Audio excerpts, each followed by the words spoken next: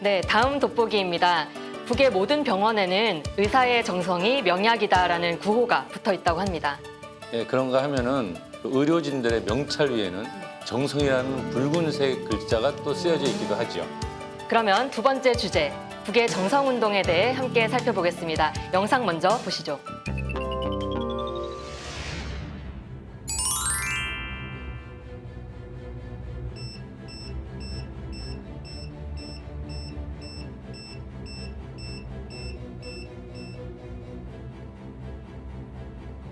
시시각각으로 생명이 꺼져가는 환자였습니다. 이제 그에게 수술칼을 댄다면, 담보도 없이 수술칼을 댔다가 환자를 살리지 못한다면, 이것은 그때 은일 환자를 놓고 진행된 병원 쪽인 긴급의사 협의회장에 무겁게 떠돌던 우려심이었습니다. 은일 동무가 구급으로 실려왔을 때 제가 처음으로 맞이한 의사입니다. 그때 환자 상태는 정말 심했습니다. 그때 리광일 선생님은 김은일 병사가 훈련 도중 심한 부상을 입게 됐다는 사실을 알게 됐습니다. 아직 학생 티가 다분한 애어린 병사였지만 그가 지닌 정신 세계는 리광일 선생님으로 하여금 많은 생각을 하게 했습니다.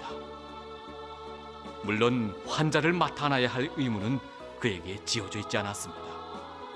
하지만 사회주의 보건일꾼의 양심이 그러 하여금 서슴없이 은일동무를 맡아 나설 결심을 하게 했다고 합니다.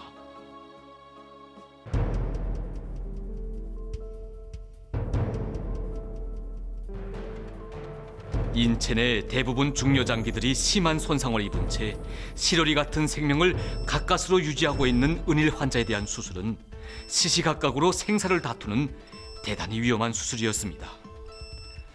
하지만 한 군인의 생명을 무조건 책임지고 지켜야 한다는 의료일꾼의 양심과 자각이 이들로 하여금 서슴없이 수술칼을 잡게 했습니다.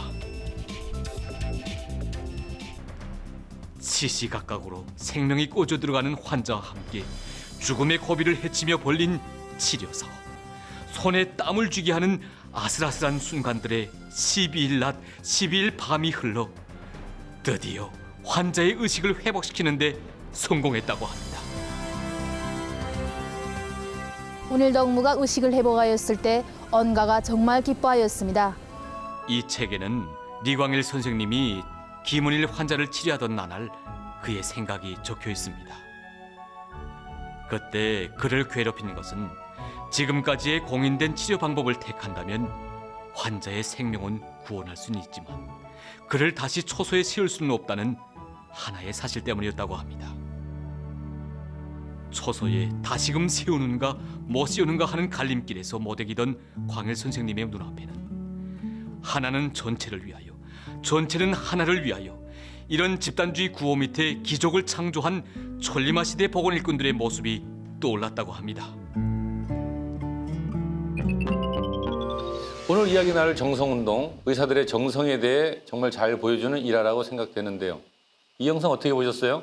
다 죽어가는 환자 왔으니까 괜히 내가 잘못 칼 댔다가 잘못되면 어떻게 책임지나 이런 걱정했다는 부분 기억하시죠? 그 부분에서 너무 인간적인 걱정이고 공감이 많이 된 것 같아요.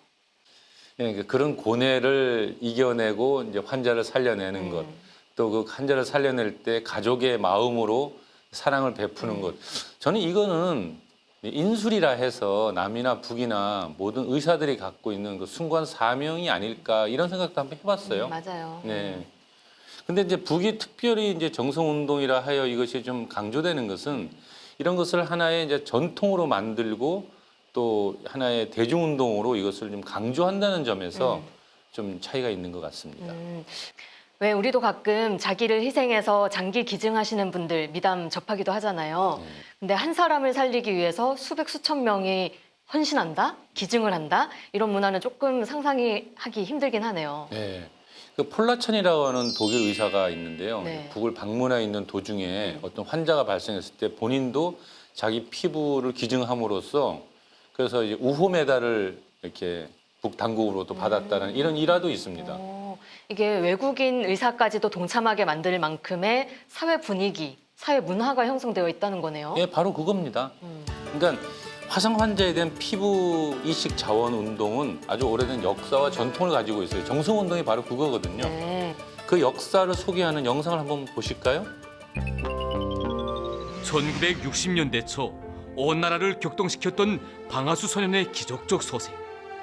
전신 48%의 3도 화상을 당하고 중태에 빠져 흥남비료 공장 병원으로 실려왔을 때 소년이 다시 살아날 수 있으리라고 믿은 사람은 없었습니다. 그때까지만 해도 현대의학계에는 이렇듯 심한 화상 환자를 소생시킨 전례가 없었던 것입니다. 그러나 천리마 시대의 보건 일꾼들은 용감하게 불가능에 도전에 나섰습니다. 살까망이 있는 환자를 살린다면 그것이 무슨 천리마 집단입니까? 위대한 수령님께서 키워주신 천리마 시대의 보건 일꾼답게 남이 성공하지 못한 그 길을 개척해서라도 기어이 살려내야 한다. 이렇게 마음다진 그들은 자기의 피와 살도 소슴없이 바치며 온갖 정성을 다해서 마침내 기적을 창조했던 것입니다.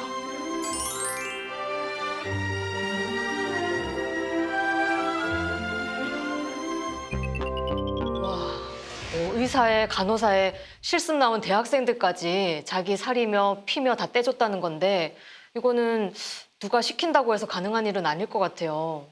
네, 맞습니다. 이런 사실이 이듬해 청년동맹 기관지를 통해 알려졌고 김일성 주석이 흥남비료 공장 병원과 함흥의과대학에 감사 편지를 보냈다고 합니다.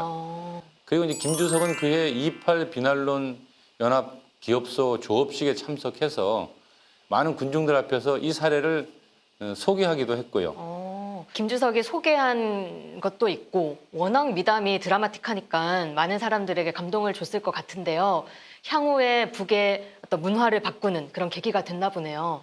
예, 그러니까 사실 이제 이 김주석은 이 모범을 일반화하라고 교시하고 결국 이후에 이제 정성운동의 이름으로 보건의료 분야에서의 군중적인 이제 혁신운동으로 자리를 잡게 된 거죠.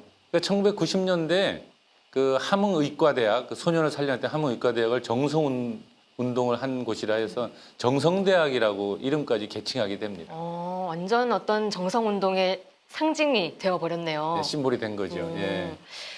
우리도 코로나 시기에 정말 많은 의료진 분들이 자기를 희생해서 국민들 살려주셨잖아요. 남과 북 모든 의료진의 마음은 똑같다. 그런 생각이 드는 코너였습니다.